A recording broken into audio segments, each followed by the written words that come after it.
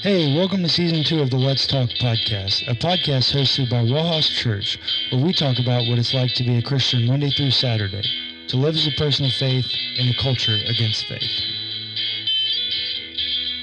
So let's talk about New Year's resolutions and exercise and what that looks like. Let's do it. So we're going to go for the next, including this one, for about 5 or 6 weeks, looking at the most common New Year's resolution categories. Right. Topics. Probably categories, the better way to do it. Categories, yeah. And of course, everybody got to know, we talked about it last week. Number one category is exercise. Or depending on what poll or research you looked at, it fell under a different category of, which we're going to talk about next week in conjunction of get in shape, right? Which also could include dieting, which we'll cover that one next week. Okay. So this is a big category for people. I guarantee. So, okay.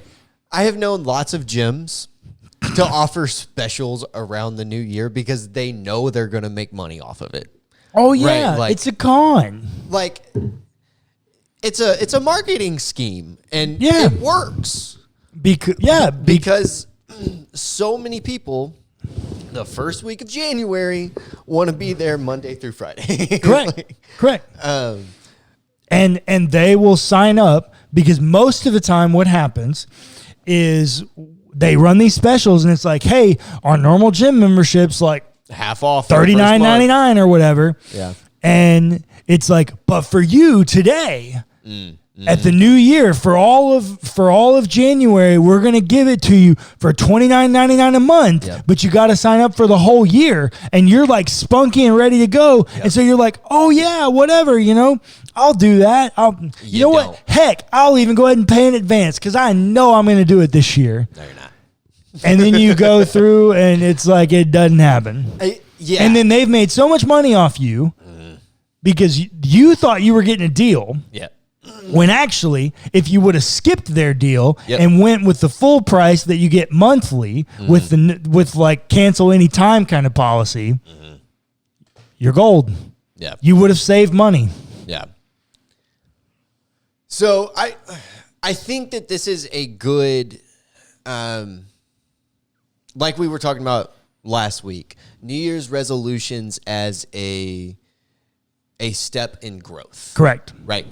That is how we are defining what a New Year's resolution is for this series. So exercise as a step in growth, I think, is a fantastic thing.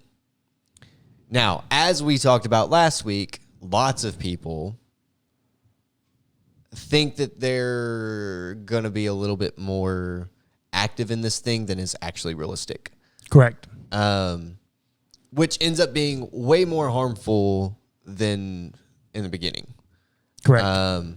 Because, like you said, you end up spending a bunch of money on things that you're going to use for maybe a month. Yeah, that you don't end up using long term.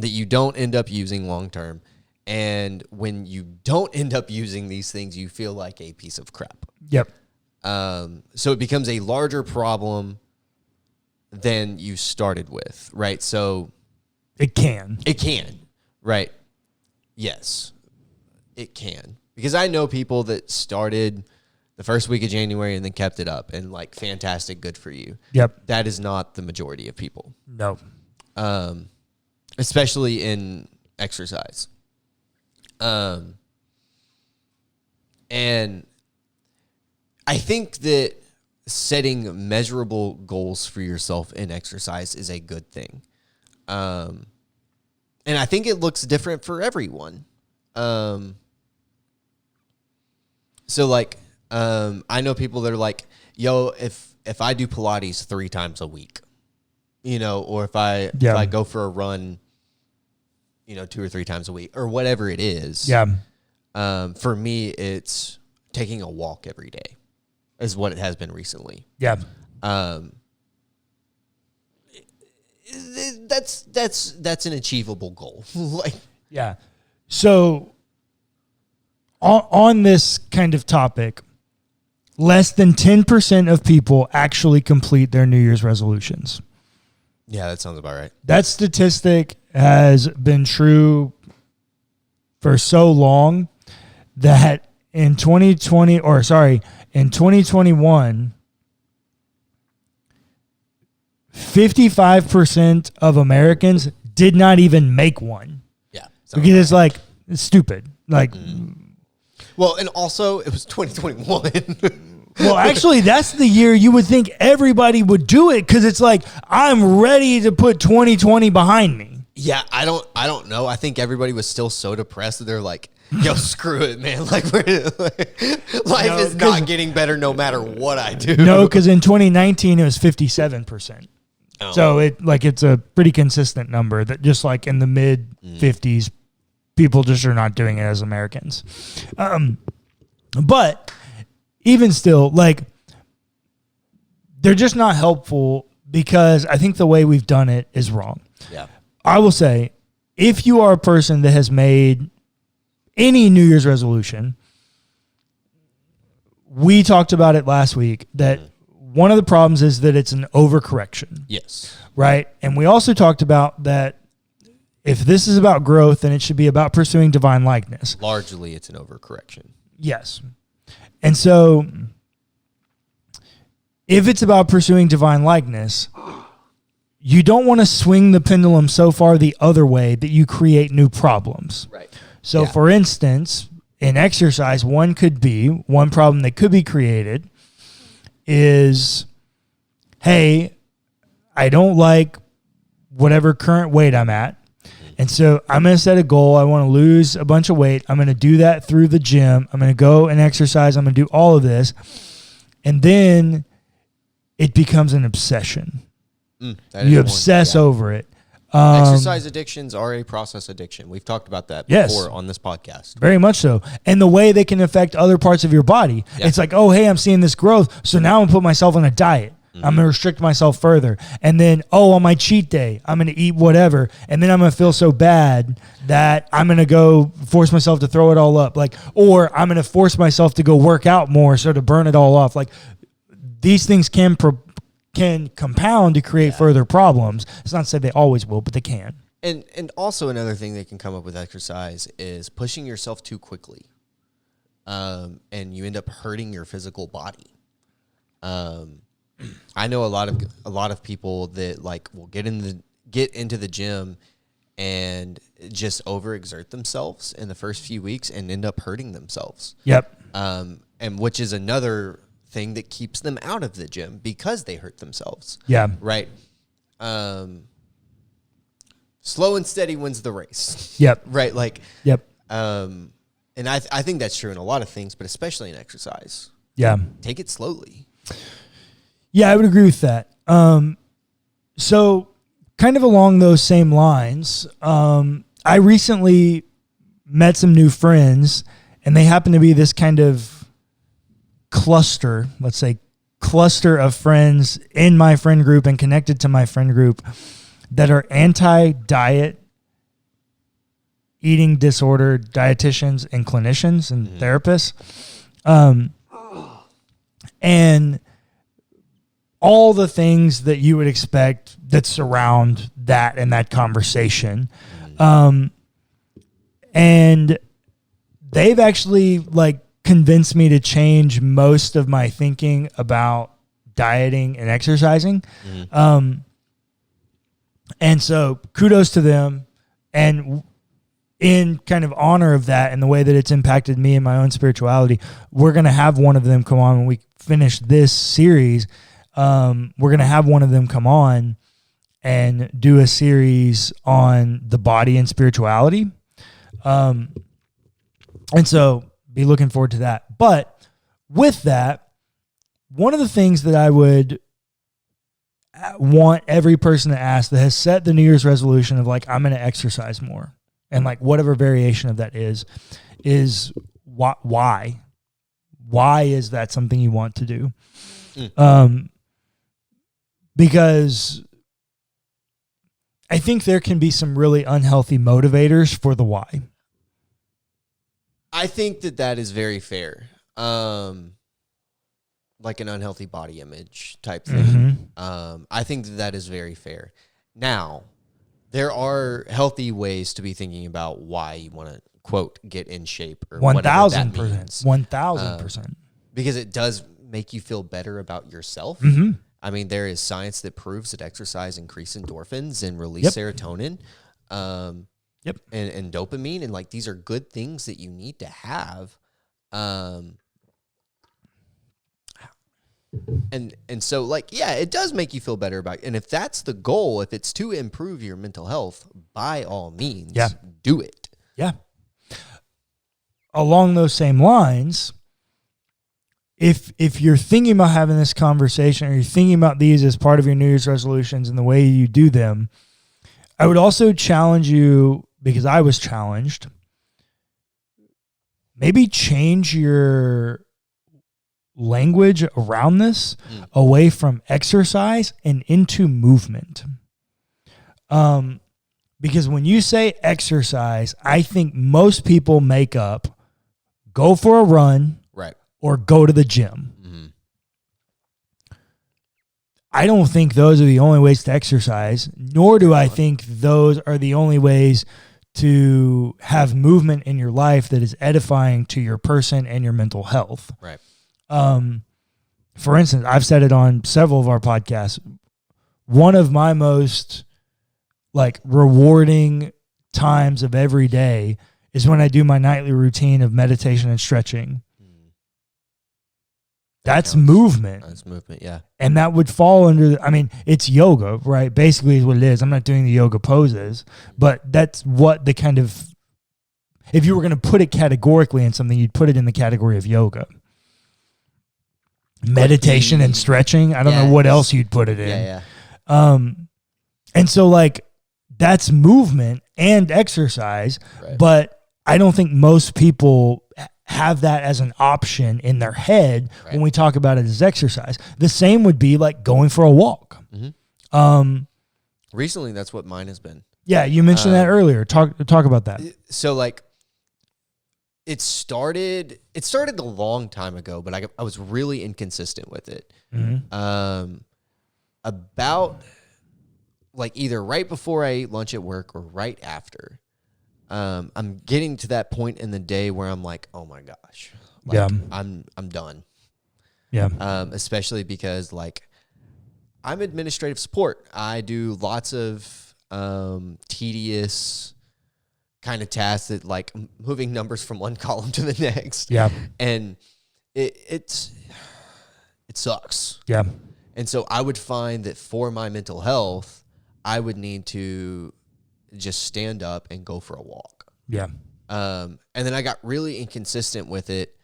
I started doing it every day, and it was really beneficial. And then I got really inconsistent with it. And then over the summer, I started getting really consistent with it. Yeah.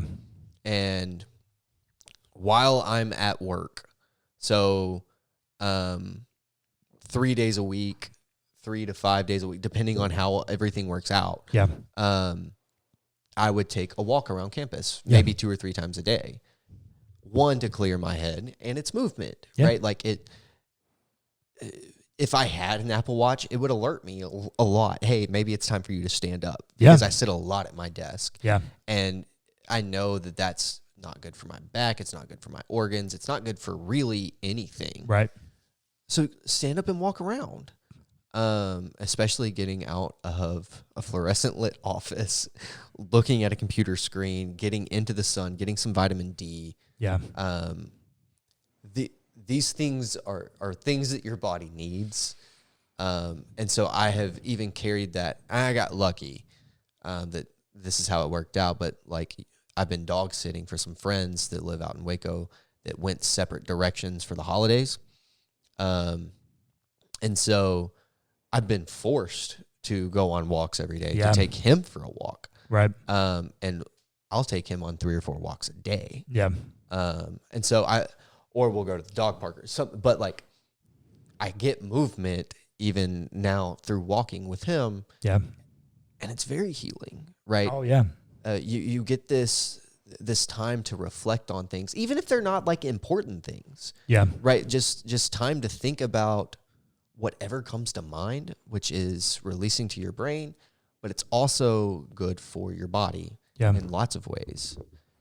And I could talk about this forever, so I'm going to go ahead and stop. Well, and I think you've hit on two really important things about one of the reasons that I think changing to this category of movement over exercise is so good, because number one, in that category of exercise, most people default to the gym. Right. Those that don't take up running, which, if you don't know, most people don't know how to run properly. And you end up hurting yourself further. And you hurt running is actually quite hard on your body if you don't do it properly and if you don't do it on the right type of surface. Most people go for runs on the sidewalk or on the street, which running on concrete is like the worst type of running you can do for your body. Yeah. That's the worst material you can run on. Well, so think about the science behind this though. Let's talk about this, because I'm sure a lot of people are confused. Your foot, depending on your running pattern, if you're not running properly from heel to toe, your foot is hitting straight down on the concrete. And think about what that does to all of your joints in your legs. Think about a slinky. That's what's happening. It's pulling everything down and pushing everything together. And that's really hard on your body and can eventually injure you. Well, and what it's mostly doing is it's putting unnecessary force on the cartilage in your joints, which will lead to arthritis and all kinds of things. Yeah. But what I was saying in all of that, and lots of people know that about running now, so they get gym memberships and go run on the treadmill because it's better for it. It has more bounce and give as a material. They still don't know how to run properly, which I would put myself in that category. I ran like four miles a day for 18 months or something. Yeah. And not including like football practice in high school and stuff. Like I know that I don't know how to run well, and I just my knees and ankles are so jacked now I just don't run. But so I hear Cullen say all the time, "I hate running. I will not run. I refuse to run. I refuse to run." So with that, if the problem with that is, or one of the problems that I see with that is, all of that or most of that category of exercise that you do healthily, most of it is actually done inside. We're missing a huge piece of the movement category and what it does for our whole self by not doing it in the sunlight. Well, not doing it in the sunlight and not actually touching the ground. Yep. Right. Vitamin D, vitamin E you get from the sun. Yep. Right. Valuable things that you need for a healthy mindset. Correct. Healthy skin. Correct. And so you have this piece, but also there is some science, debatable, but like there is some evidence to show that there are electromagnetic pulses that come from the core of the earth, that you standing on the ground, on the dirt, feeling the tectonic plates move and things like this, and however that works out, that is balancing to the magnetic forces in your brain, and the fire of the electrons and stuff.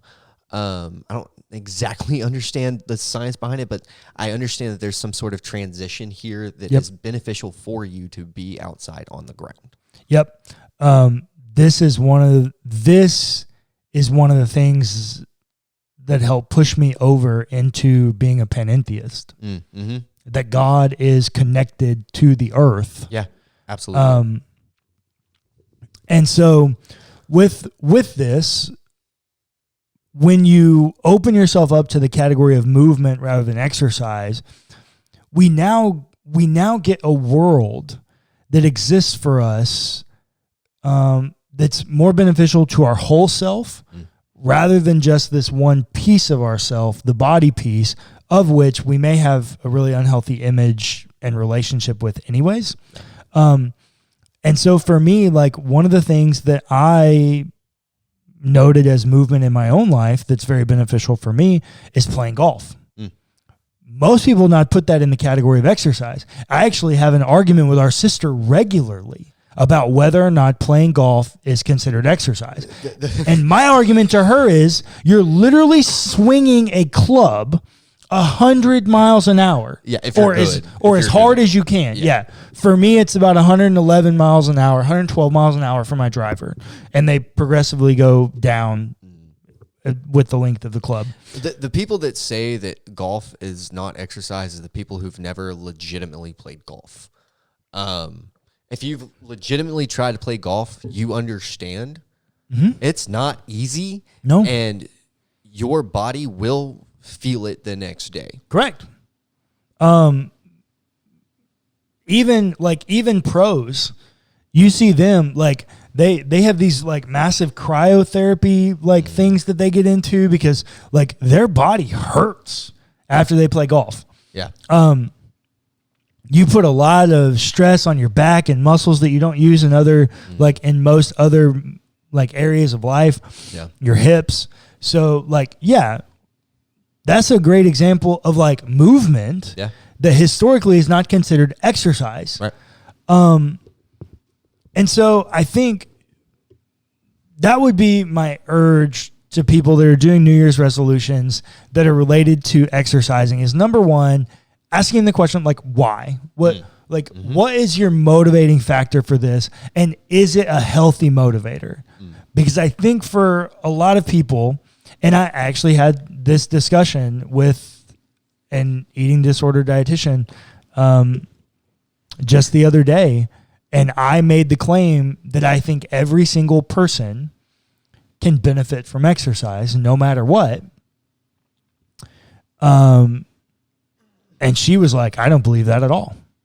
She's like, I definitely think there are seasons of life for people where exercise is not beneficial to them. I would agree, yes. And this is when she confronted me and she was like, movement. Yeah. Movement is beneficial to everyone, but not exercise. Because most people think about exercise in this kind of isolated category of going to the gym or going for a run. So I do kind of want to back up here for a second. In the idea of growth and resolutions, if you're examining your motivation for exercising and it turns out to not be a healthy one, don't stop there. Don't say like, oh, I have an unhealthy motivator and then just stop. Figure out why you have this unhealthy motivator. Well, yeah, therapy. Right. Yeah, like, what's going on inside of you? You feel like you need to do this. And maybe it involves therapy, maybe it doesn't, right? But do some self-reflection in some way to figure out why you feel this way. Yeah. And maybe instead of exercising, that's your resolution now. Yeah. Right. That's your point of growth. That's So I just kind of wanted to make that distinction. Yeah. And then 1000%. And then also like, let's stop talking about this as exercise and let's start talking about this as movement. Yeah. Let's broaden this category to include going for walks. Also like, I don't know, horseback riding, like playing golf, going for, I think we said going for a walk, swimming in a pool, working outside, mowing the yard, gardening. Yeah. Like, being present outside in some kind of active, even if it's mild, like gardening, but doing something that requires you to move more than you currently are with a healthy end in sight, something that is advantageous and beneficial to your whole person, not just to your body, is the way that we should be thinking about New Year's resolutions related to exercise.